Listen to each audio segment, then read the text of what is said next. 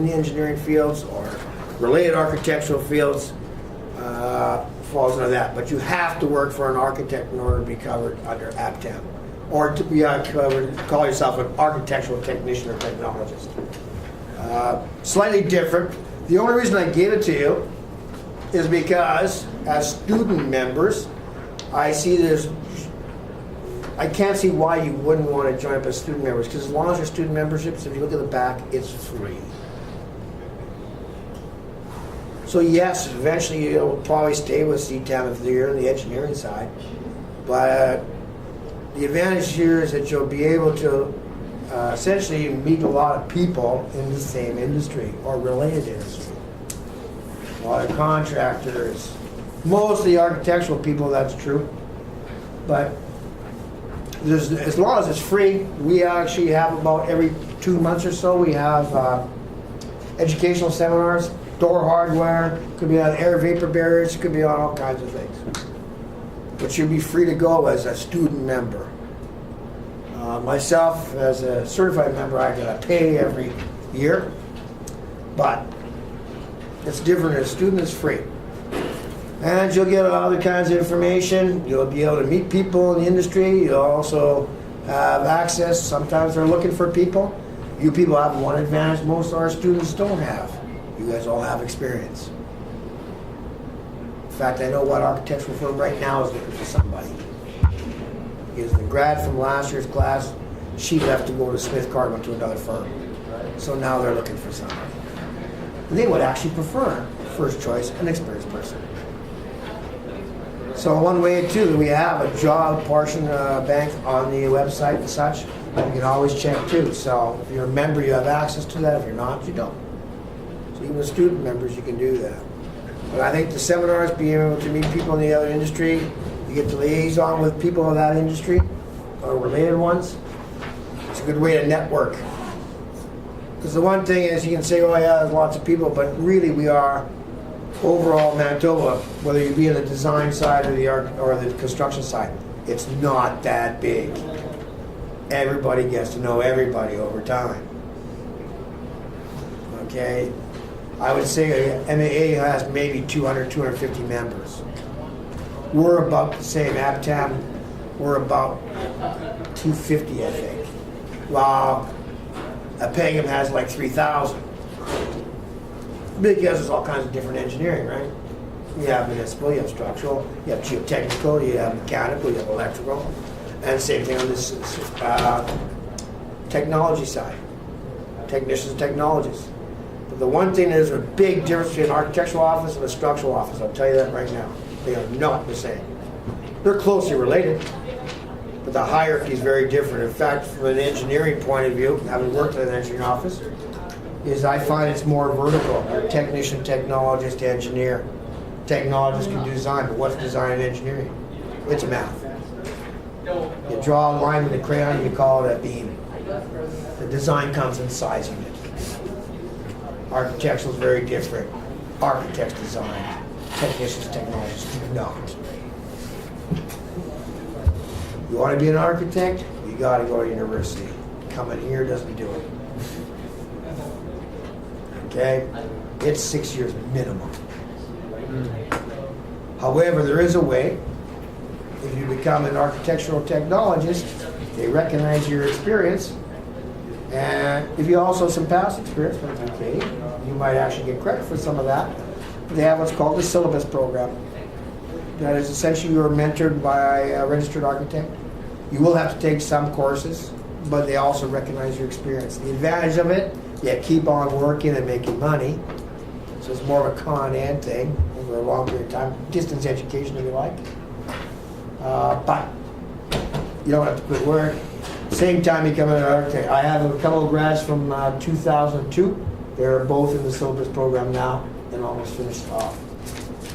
It's a long process, but like I said, the advantage is you don't have to spend all those years at school. Because an architect here to become registered, 6 years minimum, plus at least 2 years interning, plus writing exams. And only then can you call yourself an architect. There's a lot of people in offices I worked at, and to this day, who never went the full round. They went to do the school thing. They may have done their 2 years interning. And it's not just any interning. Architects here have to, as part of their internship, have to do working drawings. So you can call them a draftsman if you like. For a part, they have to do that. Engineer doesn't. Here they do. You have to do contract admin. Have to do shop drawings. Have to be able to do design, of course, because that's what they're trained for. But I can tell you, almost every office I worked in, you know what their first job is? Here's after 6, most took 7 years of going to university. Their first job is, they're drawing. They're doing working drawings.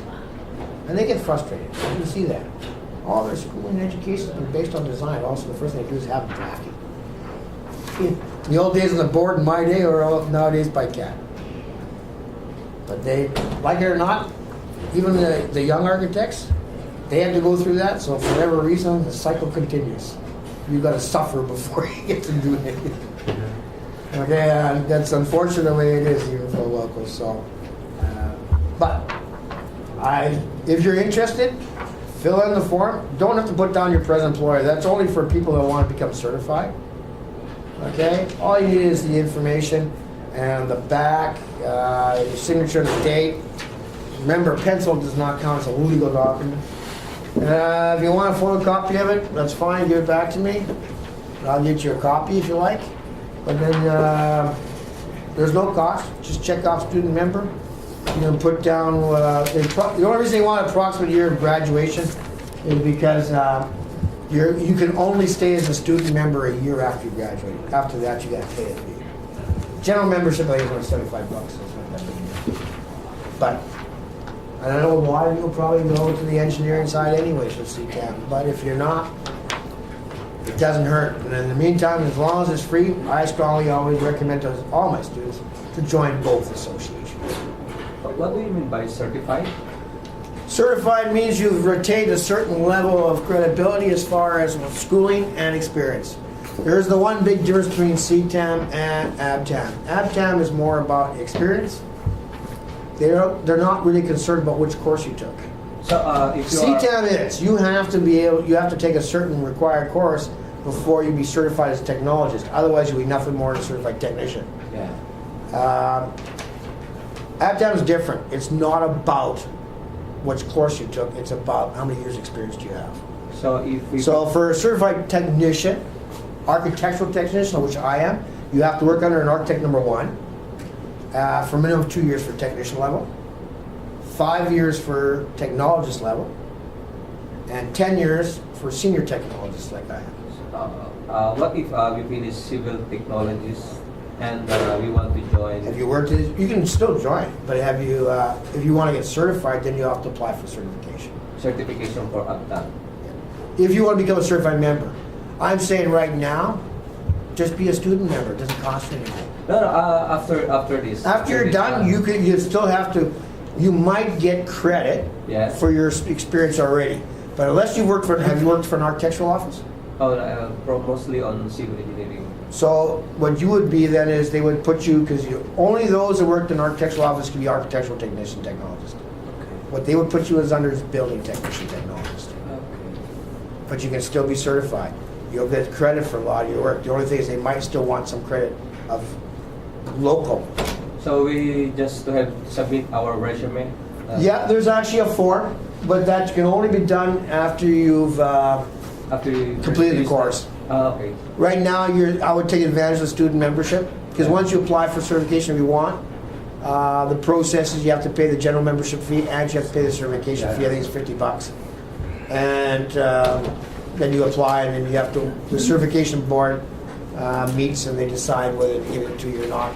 If they decline, you can always appeal, but you can also ask why. After we finish this course, this program. If you already have some experience, you might get credit for it, especially if you have some experience here. Yeah. That might be the issue, okay?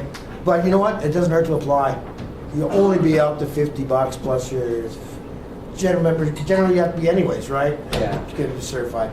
So if you really want to look for that, you can always get down this. A lot of my colleagues are CT building. So that means they're building technologists.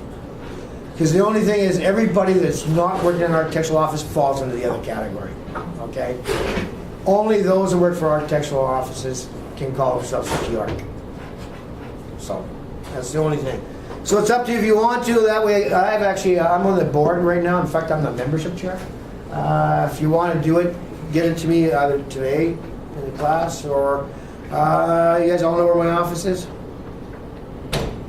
Down at A131. I'm in the same room with Greg Cranston, the signs on the door. It's also on the directory board. I'm in A131K. Just put on my desk, one of the boxes on it. The first one when you come in. So which course do we indicate here? What's the course? Yeah, it says here indicate specific architectural. I would put down, you're actually your program, I'll put your program down, say, Bridge to Civil Technology. Can we give If you want, yeah, I'll save your time instead of mailing it in or anything like that.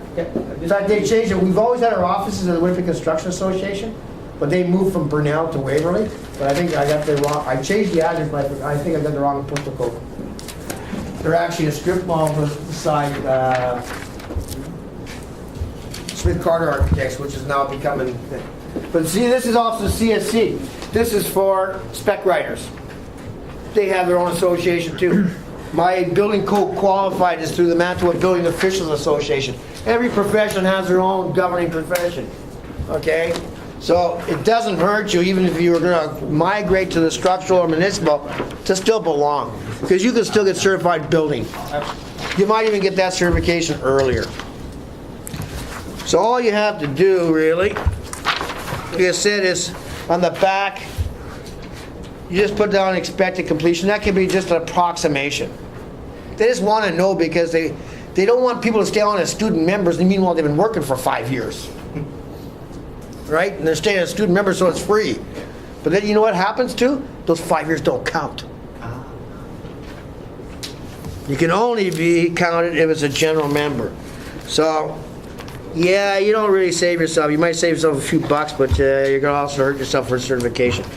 So, and on the first page, essentially you only have to fill in the first portions. You don't really need to fill in the others.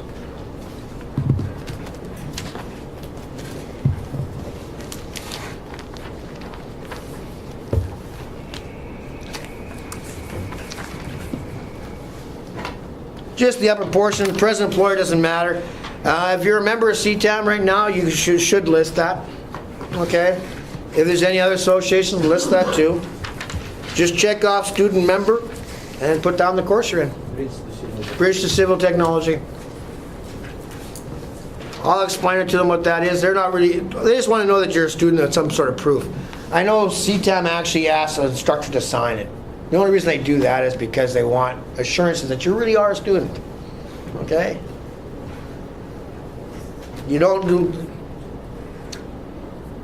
At the bottom, just date it and sign it. If you want, just give it to me and I can take care of it. I'll turn it in tomorrow's meeting. So is there any questions you guys have? We're going a little bit longer than I wanted to. Can we hand over to you? Yes, you can hand them to me, yes. So I'll be giving you more paper next Monday, 2 o'clock this room, okay? 2 to 4 or Expected 2 to 4. Course completion of Just an approximation, you can say 2016 if you like. 2000. oh we just say Or 15, Yeah. 215. Yeah. Okay?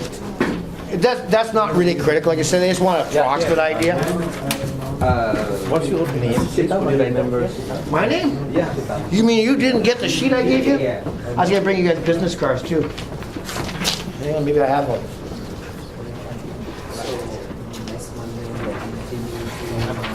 I have a card. I was gonna bring one for each of you guys, but not much different from what I gave you guys on Friday. You want a card? Oh, you didn't read? Sure. I'll have to give you more from next week because I don't have any right now. It's my last one. There you go. Okay. So you might consider joining as a student member. I don't know if they'll accept you at MAA. That might be to your advantage, or at least inquire about it. Okay?